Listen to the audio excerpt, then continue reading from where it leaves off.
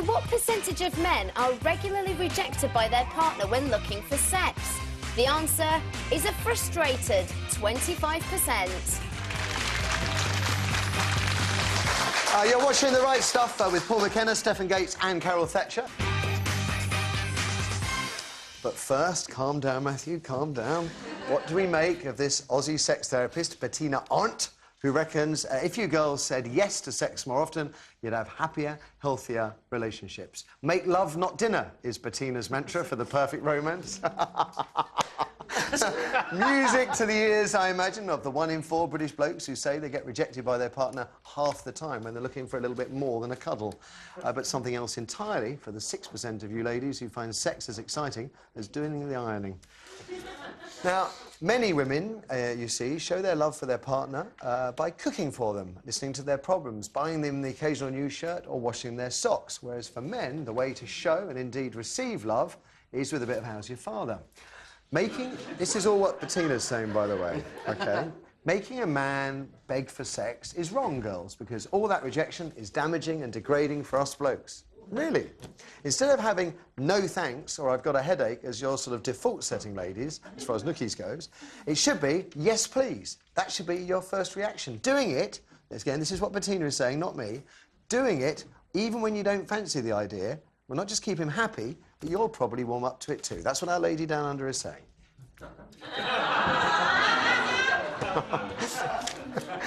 Bettina argues agreeing to sex with your man, even when you're not up for it, is not a betrayal of feminism. It's not about lying back and thinking of England, but about being willing to give sex as a gift, even if you don't want to. Is she onto something here? Do her words of wisdom echo in some way those of feminist author Faye Weldon, who only last week declared it was pointless for women to nag men into picking up their dirty pants? Don't waste your breath, do it yourself. Carol, is this where feminism is supposed to have ended? Pick up my socks and then give me sex, even if you don't really fancy it? Well, Matthew, as you've just explained with considerable relish, these are the thoughts of Down Under's best-known sex therapist, Sheila, called Bettina. Yeah. Not Dame Edna, Bettina. So it's an Antipodean theory, isn't it? Yes, Yes, and who won the Ashes? So that's what I used to live in Australia, and I can tell you, a joke about Australian men is they're often compared by women to koala bears, not because they're soft and cuddly, because they eat roots, shoot and leave. We're Poms, we'll do it our way and lie back and think of England. Paul, is this a revolutionary new thought? Do you think women should embrace it? Well, it's an interesting opinion, but actually I'm not aware of any research at all that supports this theory. I mean, you know, but I don't think there's any hard and fast rule that this one thing will solve all your marital problems. I mean, you know, look, if you don't want to have sex, don't be married. I mean, I think one of the vows is with my body I endow you. I will be endowed, isn't it? That sort of thing. So, I mean, I think we are becoming a more feminised society. You know, it's raised an interesting debate, but I don't think this is going to solve everyone's problems. I tell you, I am worried. Regular viewers know. I don't know. I'm sympathetic to the feminist cause as I saw it, which is about not picking up a bloke's pants and not dropping your drawers and having sex with him because he wants it. It's about doing what you want to do. The Faye Weldon thing really troubled me. I'm less troubled by this because I think there probably is an argument to be said about how men perceive sex as the giving and taking, or giving and sharing of love, and perhaps that women would see demonstrating love being perhaps, you know, in all the other things that she might do for him, how she might honour him by picking up his socks, buying him a shirt and everything else. And maybe, Stefan, there is something in it about this idea that rather than having no as a default programme, as a default setting, if it was yes, it might help relationships. It's a lovely idea, isn't it? Yeah, well, yeah, from the bloke's point of view, you can't lose, can you? My first thought was sex with somebody who isn't particularly into it, is it going to be that good? And then I thought, oh, sod it, I'll take you where I can get it. But also, I wondered, oh my God, maybe that's already happening. Maybe the women are already doing that. Maybe they're already having sex. We're just being undermined by it being outed here by Bettina, which would sort of, you know, undermine my whole basis for joy. I hadn't even thought of it like that. My word. So you mean it could already be happening? Yeah, that's the worry. And that they're just doing it just to keep us happy? Yeah. Well, wouldn't that be awful? There's something in this, isn't there? Let's find out what you have to say. Kirsty. Fiona's on line 3. All right, Fiona, good morning. Hi there. Hi there. So, is Bettina onto something here? Well, I think she might be. I mean, I read something about this a while ago, and so I tried it, Right. and it is actually quite useful because often when you start, you might not be into it, Yeah. but then by the time you get going, you do find that you are into it. Yes. And then he's happy and you're happy, and you get to both have a nice time. But what not gets on my nerves about this is that it's always women who are being asked to acquiesce. So, for example, when they were talking about the socks, you know, women pick up the socks. Why don't they just say, men, pick up your own socks, and the women might be more likely to put out for you later? You know, come in and make some dinner. Yes. And I'd be happy. I'm with you.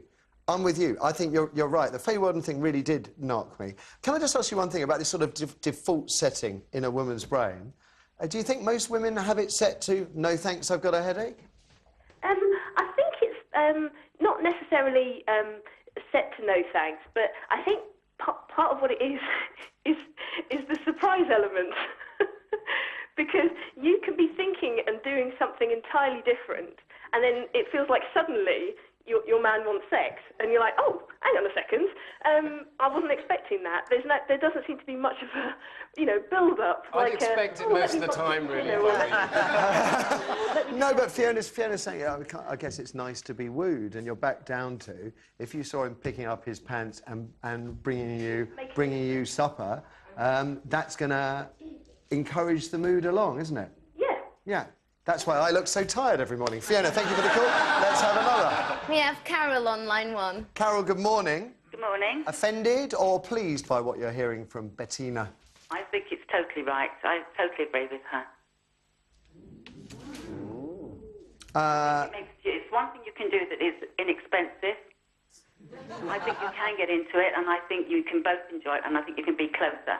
And I know with my man, he's much nicer the next day, much calmer, and I talk about feminism. I can get him to do anything the next day. And I must ask you the same question. Do you think that the typical woman's mind default setting is, no, I've got a headache, or no? I think so. I think people get... I mean, I'm a nurse, and people get very tired at night. And I understand it's much easier just to go to bed with a cup of cocoa and roll over and go to sleep. I think it's making the effort. And I do think once you make an effort, as long as there's no medical problem, which obviously you would go and see your GP about, then I think there's no reason why not. And I think you can really get into it and really enjoy it and be pleasantly surprised. OK, and can I just ask you about Faye Weldon's things? Pick up his socks, because it's easier than nagging him to do it, because he won't. Yeah, well, that's socks, isn't it? You're never going to get around that one. Love you, Carol. Thank you. Let's have another. Mary's on line 2. Mary, good morning. Hello, Mary. Oh, I think we may have lost her. She may have been dragged off to the bedroom by her. Another one? Andrew's on line 4. Andrew, a male perspective. What do you think, sir? Well, I'm 70. Right. And I believe this is just another con job for women. It's one of the con jobs that's been going on for years. I may say something controversial here now. When I was young, we couldn't find women as dim as this. Let's get together, let's shack up together, we'll have unprotected sex. If we have any kids, we won't get married, it's going to be all right, isn't it? Now, if I'd have tried that line years ago, the reply would have been, on your bike. Yes, and this is just another one of these con jobs that come up with women. How are your relationships at the moment, Andrew? Well, I've been married 50 years. Say no more, sir. I understand. I understand. I understand. Let's all word from our audience, please, Eric. OK, next to me is Molly. Molly, you've got a boyfriend, so what do you think about this particular subject? Well, I think if you're in a relationship purely for sex, you clearly have issues in that relationship. I think you fall in love for a reason, and there are other but ways. hang on. Everyone knows the honeymoon period. So let's say your post-honeymoon period, 1 year, 2 years, 3 years, maybe 20 years. Your post-honeymoon period, you're still in a committed relationship. I've certainly been in this situation where she says, "Oh no, I'm tired." Da da da. You're sitting there thinking, "I really want it." Da da da da da. And you know, I'd say, yeah, I can feel that the tensions start to creep into the relationship. Perhaps this is the way of getting rid of that, solving the problem. Well, yeah, I guess, but you have to be in the mood for sex. I think you can't just do it without being in the mood. No. You can't. No. No. OK. And I'm just hearing Mary's back. Is that right, Yes, Kirsty? she is, and she's online too. OK, Mary, good morning. Oh, good morning. Good morning. What's your take on Bettina's theory? Well, I just think it's usually quicker to say yes than it is to argue about it, to be honest. You're over in about 2 minutes. So if you say no, they can sulk for ages. Next day, it's a much more pleasant day, and you can usually get them to do a bit of DIY. Isn't this fascinating? That's 2 callers in a row saying blown away. that easy. Oh no! Saying that men are better behaved the day after if they've got their end away, and even a bit of DIY. I mean, that's extraordinary, Mary. Thank you for the call. I'm surprised by how many callers agree with Bettina when you think about how many people have unhappy relationships. OK, we'll move on then, shall we? After the break.